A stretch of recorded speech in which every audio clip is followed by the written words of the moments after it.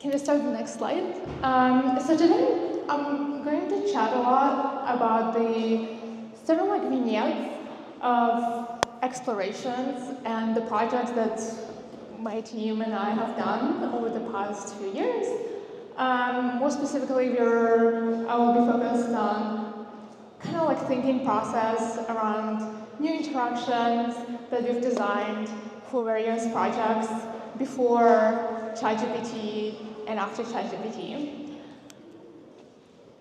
And more specifically, I will also talk a lot about some of the behavioral engineering as a new kind of like way of designing models. It's not just UI, UX, but actually the behavior of the model, I think, is a part of the product design process that a lot of designers inside OpenAI and Anthropic are working on. Cool, next slide. So I'll talk a lot about, so I first started as I interned a lot as a product designer in the beginning. And my first internship was at Dropbox. Funnily enough, my manager at Dropbox is now a designer at OpenAI. So it's kind of cool to like have connections and like relationships like this. So at Dropbox, I was mostly working on the idea of like, how do we create notifications? So for enterprise products, and Dropbox had to, I was designing with a team on this panel of like volume management. So in a way, like helping people to manage their notifications. And I think I learned a lot about the design process, overall the design process of like how to think about like various user flows. So that was my first introduction in design world generally. Next slide. And I think one lesson that I've learned at Dropbox was the idea, the art of like micro experiences. And more specifically, I was working a lot with UX writers to kind of like design copy of little design components inside the experience. And just like learning a lot from their process of like thinking like how do the words affect humans was actually an interesting experience. And after that, when I was at Anthropic, one of my very common use cases of using Claude was actually coming up with like copy and like this like UX writing to design the components for Claude.ai. My second internship was at Square, where I was working with virtual terminal. It was, again, still like an exercise of like having design exploration and a lot of brainstorming how to think about like how do we create the experience for people to like process the payments. And one of the products that they were working on was called Virtual Terminal, where businesses can pay via desktop. Next slide. So, and then I joined the New York Times, and I interned there for about 2 years. And it was, since we are coming out from the election cycle, I was mostly working, there was a team called Storytelling, and I was a part, and there are two teams that I was rotating. The first one is Storytelling, so we were working on the new experiences for readers, and at that time I was working like elections features. And most effective way, I've learned that the most effective way to get people to read more of the storyline changes is by adding the layer of context to the product itself. The product at that time was the web app and the mobile experience at that time. So how do we connect people to the stories that is relevant specifically to them? And it was kind of like the first kind of idea of creating context, contextualize people's flows in the flow when they are reading the stories. Next slide. So we were trying to come up with various context blocks. How do we represent information across various surfaces? and the UI, and how do we actually adapt the surface to, or like package the information for the human. So if they are inside the full read mode of the article, how do we create more context in that? If they're just like scrolling in the homepage, how do we create more personalized context and update people with the latest news? So one of the things that we also added was like having ability for people to turn on notifications if they want to like get stories around that topic. Next slide. So we did some major updates in the how we displayed inline carousel in the story page and in the carousel in the home page. So the interface kind of adapts. But at that time, like nobody was thinking about AI, and only like NLP was available, and we were just like, it was also like all programmatic. But you can imagine this could be solved pretty easily right now by current models, where the model can adapt people's context and create dynamic UIs for people. Next slide. And the second team I was rotating was called Tools for Journalists. So I was working on like, a lot of like journalistic workflows. So one of them was text editor for the New York Times journalists and editors. So usually it's a very multiplayer experience, and you want to have like very custom features. For if you're an editor, you want to have like very custom features to give comments to a writer who's working on the same article asynchronously on another time zone. So it's like, it was one of the first products where I started thinking a lot about like multiplayer collaboration and how do we create an experience for specific different users on the same surface. So for editor, how might they access certain features? And if I'm like a writer of an article, how do I, if I'm, let's say, in the, on the site, and I only have access to the mobile, how am I able to update news and articles and write back to that interface? So different users have different use cases and flows and needs, and you kind of want to have like a surface that like adapts to various needs of the users. Next slide. And then we were working on how do we create kind of like personalized, not really personalized, but it was iOS widgets for breaking news for people. And we were designing various widgets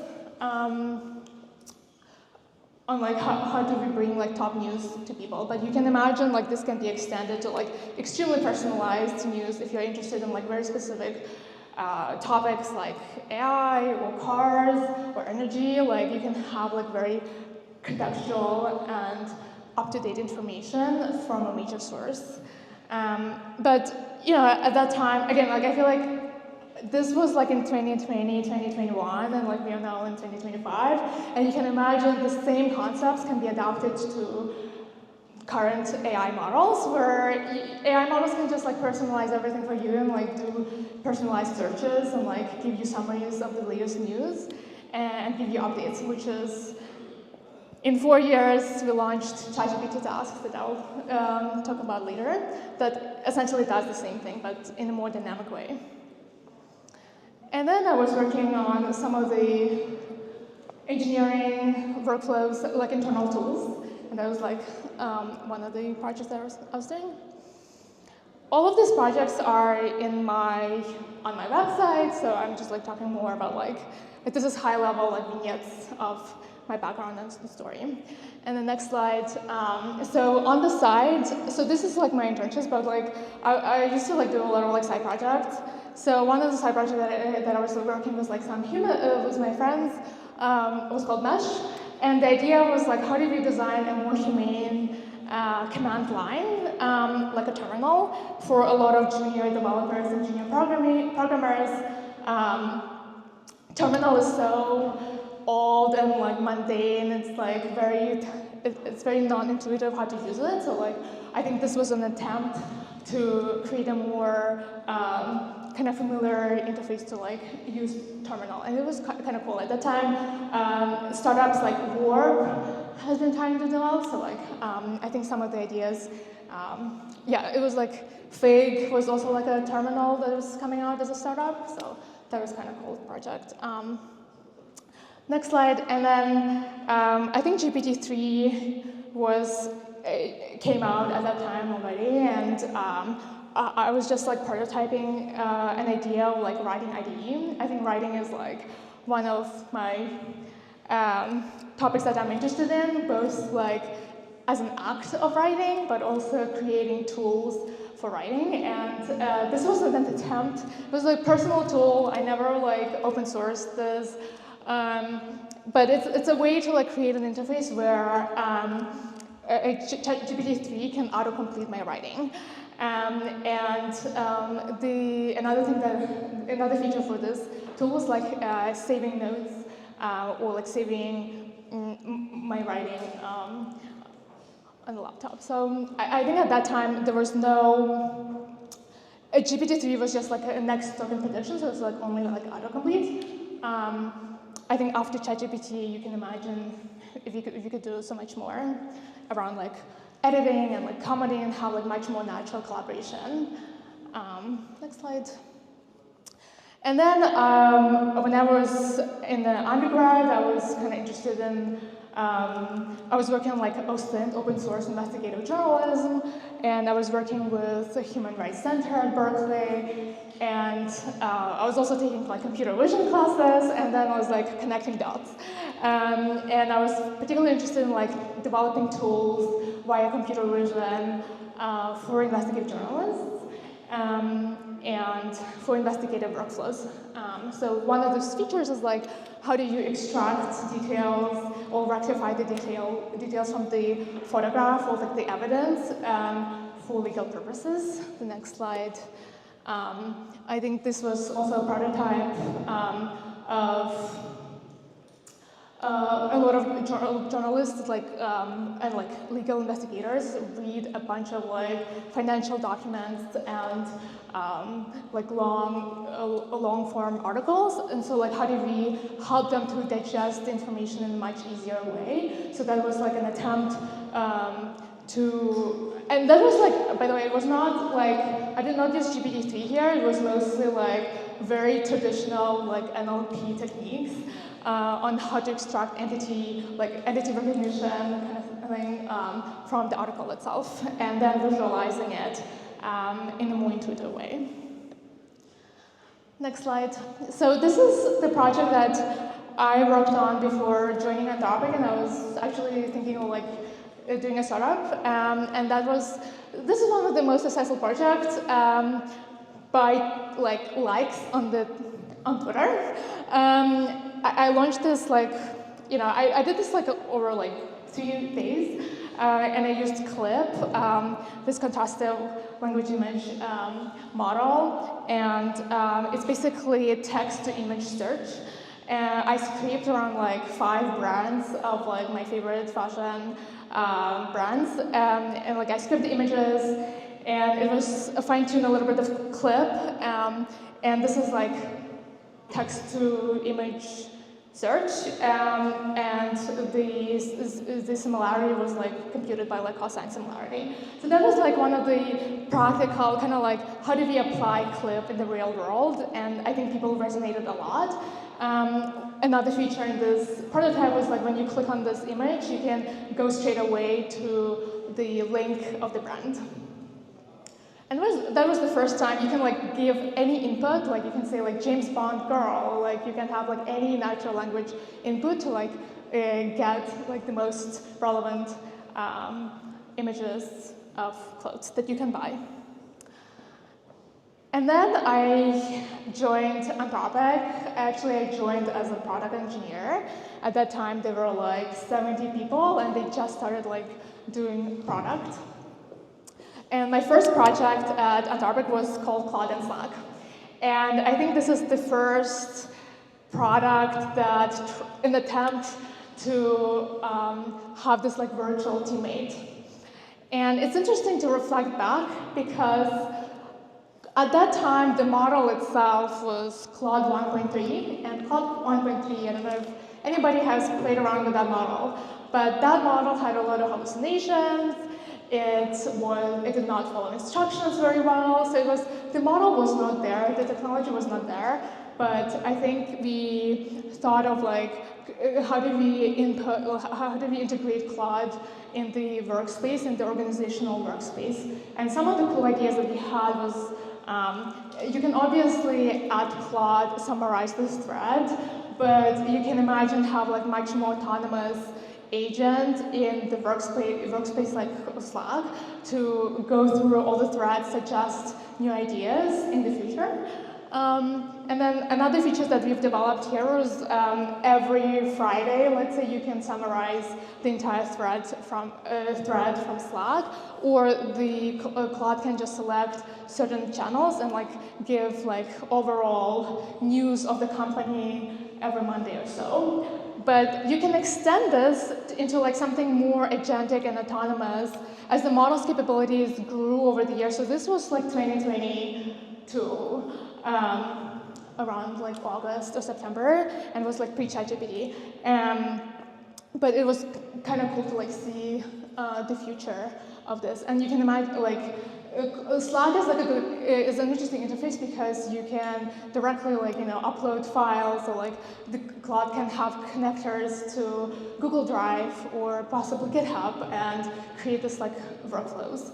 I'm sure that a lot of startups are exploring these similar ideas, but it was the first thing when we're thinking about like how to have like asynchronous conversation, or like first attempt to like virtual super assistant in the organization.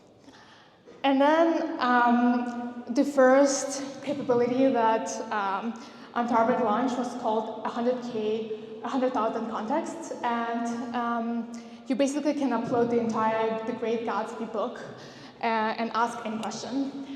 And at that time, it was just like 100K context as a capability. People did not, I think nobody at the company thought of like the form factor for this capability, and I was just like prototyping the feature. It's called file upload. And I think this is like very simplistic, it's something really familiar for people. But you can imagine like various form factors that you can think of, like of creating 100K context. You can imagine like in Claude.ai, you can have like infinite conversation, or like simulate infinite conversation.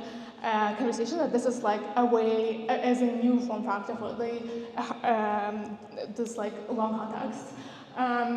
But I was prototyping on my local host. This like you can upload the file, extract, parse out the content from the file, and ask any question, or like ask any type of task to Claude. And this resonated so much with people that we soon enough like shipped it in like Claude.ai, and this better model with Claude 2. So I think the lesson here was around like how do we bring unfamiliar capability of the model into some familiar form factor that will resonate with people a lot. And this is how we can create kind of interesting interfaces, because some of the familiar features, right, like when you upload a file at Dropbox, like you don't usually have a capability to like ask any question about that file, but like I think like this is a synergy where you can like bring models capability with the form factor. Next slide.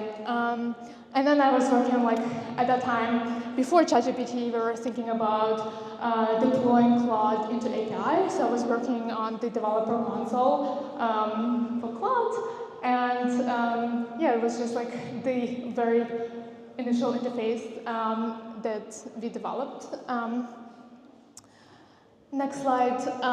So this is like sketches of the original, kind of like 2 years before Claude artifacts got deployed. I was working on the thing called Claude Workspaces, and that was the idea, again, coming back to like writing IDE, and like coming back to the idea that like Claude, the model, and I can have a shared space to work. And this is like, yeah, this is what humans do. Humans come to Google Docs and have collaboration and have like asynchronous collaboration. Sometimes you leave comments, sometimes you are in real time editing the document.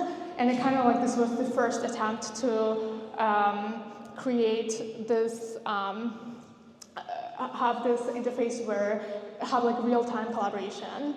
But at that time, when I was prototyping this feature again, it was Claude 1.3. It was very dumb model. It was a fun model, but it was the model was not there to like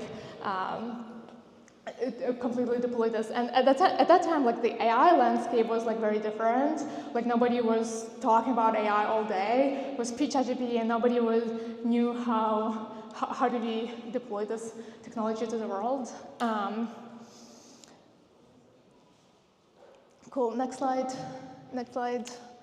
And then this is post ChatGPT.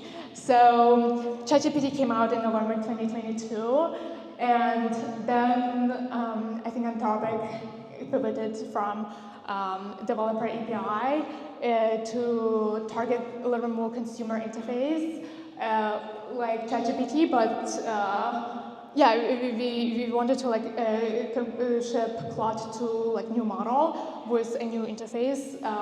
It's called Claude.ai, and that was a good exercise of like thinking, how do we change ChatGPT interface into something new? And like we still had this conversation format because obviously talking to a model, you would expect like conversational form factor. But some of the things that we did here is, for example, searching for conversation and creating a new conversation is the like one input field, and something that very familiar. We also added file upload feature completely, but this was like one of the first ideas. And then the lesson, next slide, the lesson here is really around like rapid prompt experimentation. So prompting is a new way of prototyping. And you know, rapid prompt experimentation for me replaced like 40% of my prototyping in order to see signs of life for both product and research ideas. Like you can mock API, like you can mock like certain behavior and seeing how Claude performs on the thing I want gives me a heuristic as to whether I can ship feature in the next few days, or if I want to actually teach Claude to be really good at. So I think like in the product research world, we always think about like what is the trade-off between training the entire behavior for the model versus taking the first step and like get us to like 80% of where we want to be, or why just prompting and zero shot or like few shot examples. Next slide.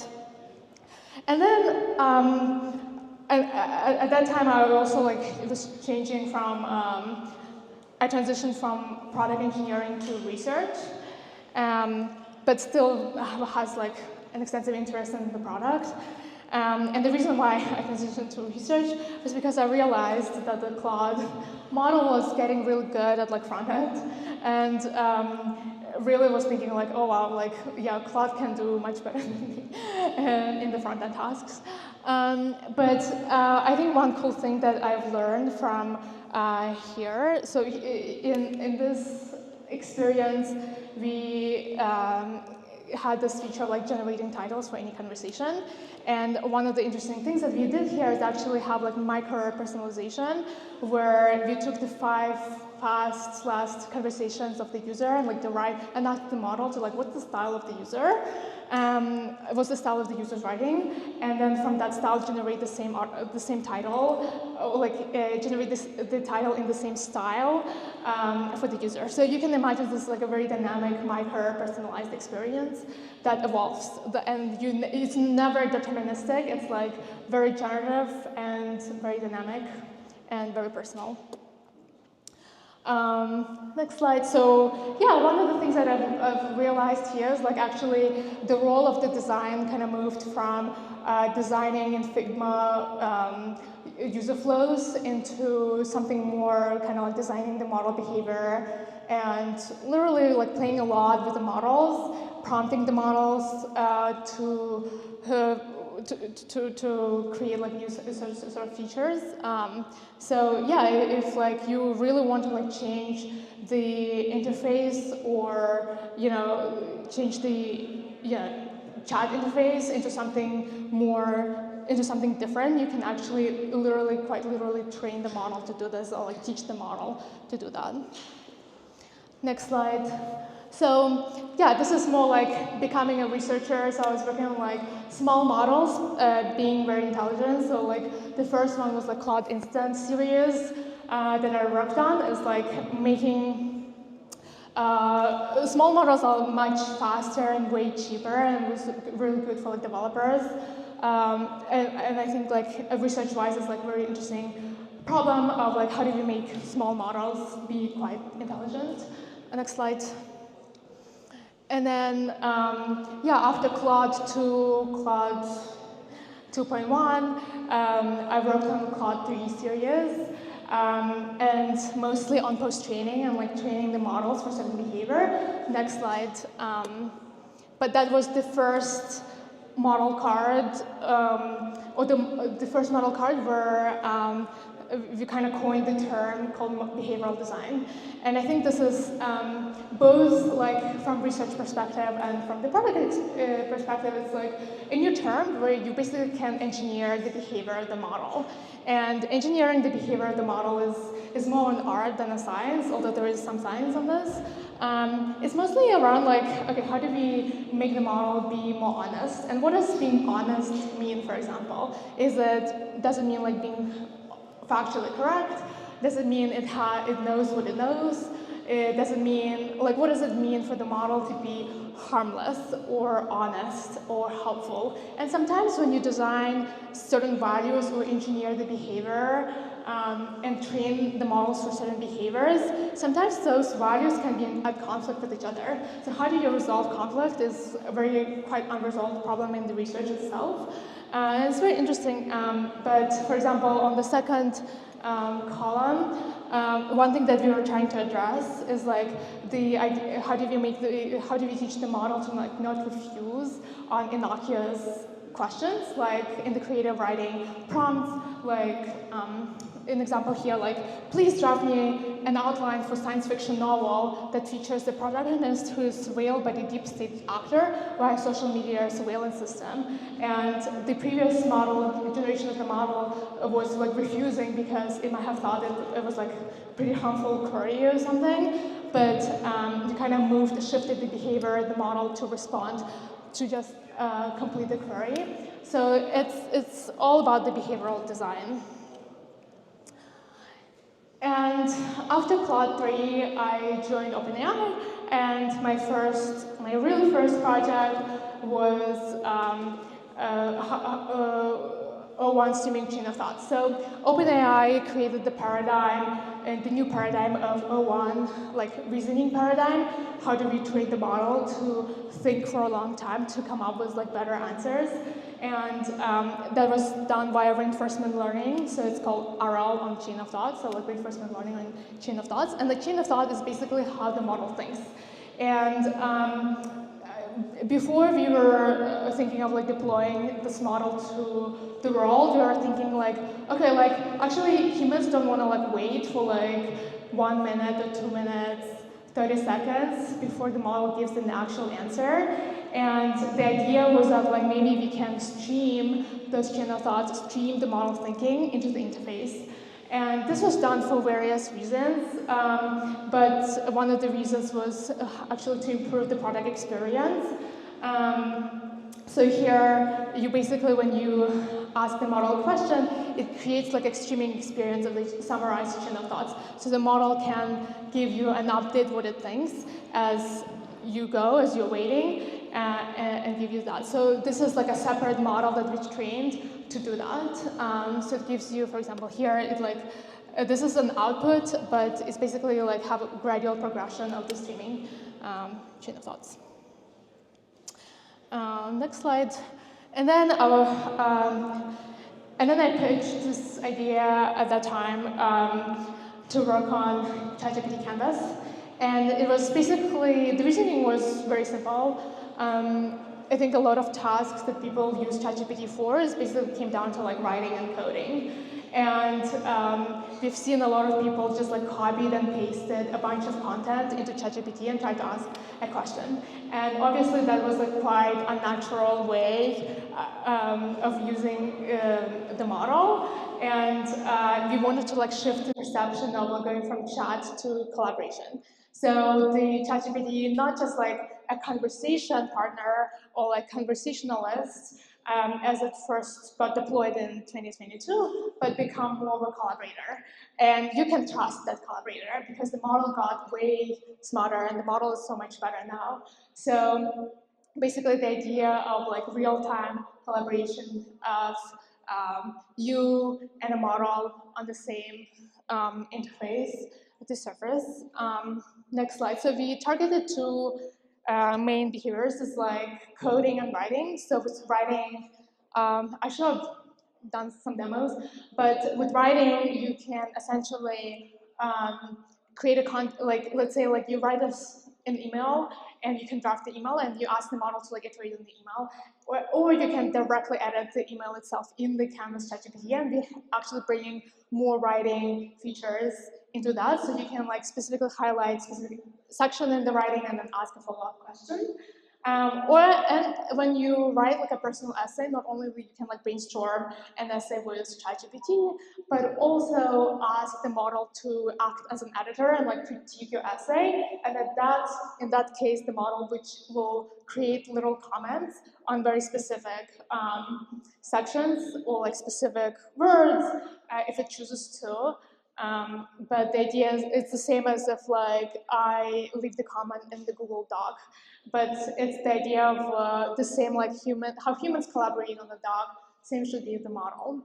And the second behavior was coding, and with coding it was kind of very similar to like cursor interface, but except you right now there's only like you generate one file at one time. Next slide. So I think this is this text heavy, sorry, but I think the Canvas team started together as product and research team at the same time, which made it very successful because we were training models and iterating over the models very quickly and worked with engineers as they were like changing the spec or like changing some of the features. We collaborated a lot with them. And one of the things that we were talking about, how do we actually train the model to become a collaborator? And the first thing was like, how do we teach the model to like use Canvas? And one of the innovations of this project is that like we used all the synthetic data to train the model. And synthetic data was generated from O1 model. So smarter model teaches a new model how to become a collaborator. And we taught certain behaviors such as decision boundary. And decision boundary is mostly when does the model need to trigger Canvas and when does the model does not need to trigger Canvas? How do we teach the model to do that? And we wanted to teach the model that you need to trigger your Canvas if there was an intention from a human to iterate over a long document. So if there is an intention of iterating on a document for a long time, then you should trigger the Canvas. But for general Q&A question, it should not trigger the Canvas. Other ideas of like how do you update the document? So sometimes the user might say, okay, like I want to rewrite the second paragraph, like make the second paragraph to be more friendlier. Then the model should give like very custom edit and very specific. It should like select specifically the second edit and rewrite it to be more friendlier. But sometimes the model, you can imagine like when the user says like, oh, I don't like this draft at all, the model should just like completely rewrite the entire document. So if there was like a decision boundary in the editing behavior itself. And the last one was around comments. When is the time for the model to make comments on the document? And you can imagine in coding specifically, there are two like you can make comments inside the code itself. So the model should really learn when the user asks for the comments in the code, or kind of like peer review the code itself in the comments, like in the Google Docs. So those are like high-level behaviors that we are trying to design as we were trying to train the model to become a collaborator. But those are like more like tool-specific behaviors. Another thing that we are talking about, thinking about, is like how do we drive the quality in itself, like the quality of the responses. So edits have to be much higher quality, or the comments, how do we teach the model how to make like really high quality comments. So in a way you need to design like evaluations and like measure progress by evaluations. A common practice in AI labs is to use human evaluations to see if your next model is much better at a certain particular axis. Yeah, so I think there's a blog post around this. Yeah, and I think like as we're thinking a lot more about writing and coding, I'm particularly interested in changing the way people use ChatGPT. Right now, like the reason why people use ChatGPT for nonfiction writing is because it's quite good at it, but because ChatGPT is not really good at creative writing, that's why people are not using it as much. So you kind of can drive you can drive the model capability to be really good at creative writing, and then kind of shift the user behavior and like the people's behavior to use the product in a certain way as you change the capability. And then next slide. The most recent release that we did was called ChatGPT Tasks, and today OpenAI released Operator. And I think this is a year of agents, a lot of people say. And task is a really, really familiar like concept for people. Is like how do you set the reminders or recurring events with a model. But the magic of this feature is because this is more of a general feature. It scales very nicely as the models learns how to do other things. So for example, right now ChatGPT can do search. And you can imagine to create a task such as every Friday, I want you to summarize me some latest hacking news articles. And you can imagine the model has the search ability and can generate a much more dynamic answers for you. Or the model can now generate literally like sci-fi stories, or create puzzles for you, and you every Monday you can get new puzzles or like new stories that you can read. And this is the power of the features, because it scales very nicely as the model's capabilities will evolve. Okay. Yeah, and the next slide is this is more of an observation over. I did this plot randomly, but basically the reasoning model, the models, you should always design for the future models. So the model's capabilities will always go, the intelligence is always go up, and we are like saturating every evaluation, every benchmark, and the scaling works. So we can imagine that the models will become extremely smart, and the cost of those smart models also goes down as we develop small models that will be really good and smart. So like, how do you design for the future that the trend goes up, that the trend is like this, and this is happening not just like on this benchmark, but any other benchmark that is available right now. And so this is kind of a scary future of like AGI, but I think like for now we live in the world of agents. It's more we need to think about how do we actually design trust between users and agents as agents become much more capable of buying or like doing actions and doing tasks on the internet. You kind of want to make sure you have trust in your agent to handle your credit cards or the payment information. So actually, I think here there's a lot of work and collaboration between safety, product engineering, and the research team that creates the next interaction paradigms of these models. Cool, and that's it. I am this is the end of my talk. I'm happy to do another Q&A. My team is, I'm hiring for more specifically research scientists, research engineers, but also like applied engineers who's interested in model training and who's interested in this topic that I've discussed before. Awesome. Let's give it up for everyone.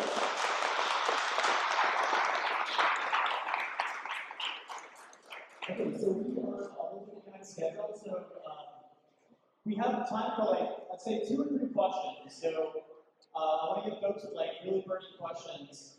If you have a question, please raise your hands.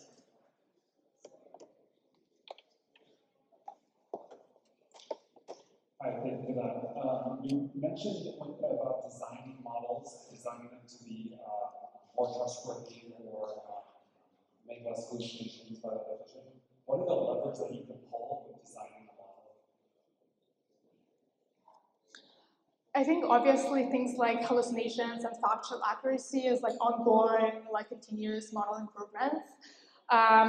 Sometimes we, for certain like product, for certain like experience that we want to create, it's more like an exploration. For example, if you want the canvas models to be really good at like developing apps and like teaching the model how to write better code, I think those are like, you can like have like a rubric or criteria like designing that behavior for that specific use case or context.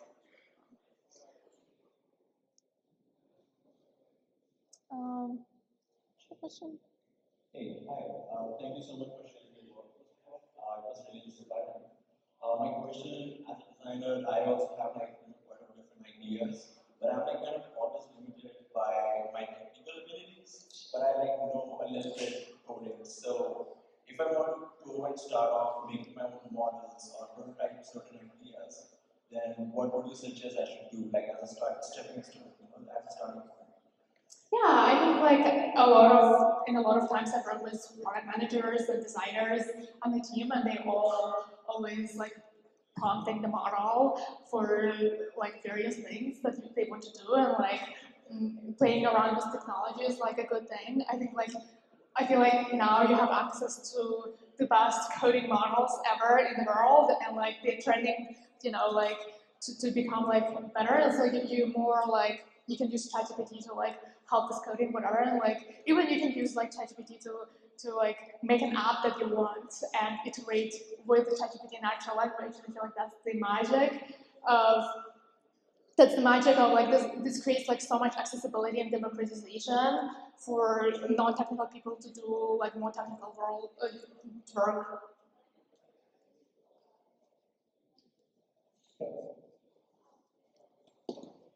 Hi.